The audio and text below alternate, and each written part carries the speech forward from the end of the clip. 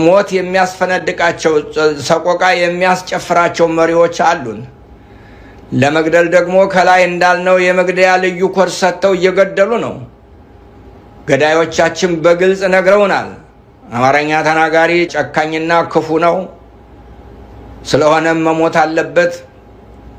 ኦሮሞኛ ተናጋሪውም ስለማይታመን፣ ትግረኛ ተናጋሪዎችም ስለሚጨቁኑ መጥፋት አለባቸው እያሉ ይህንን ክፉ ሰይጣናዊ ስራ የሚሰራ አካል አቁም በማለት መስራትና መናገርም ያለብን ሰዋዊ ግዴታችን ነው። ግዴታችንን የምንወጣው ደግሞ ሌላ አካል ሳይሆን እኛ ራሳችን ሁላችን ነን። ገዳዩ እኔ ነኝ የማጠፋችሁም እኔ ነኝ ብሎ እየተናገረ ጦርነት በህዝባችንና በልጆቻችን ላይ አውጆ ሞክሩኝ እያለ እየፈከረ ነው። እርሱን መገዳደርና ልክ ማስገባት መብታችንን ማስጠበቅ ካቃተን ማን ቢነግረን ነው የምንሰማው? ይህንስ ለመቀልበስ ምን ነው ተቸገርን?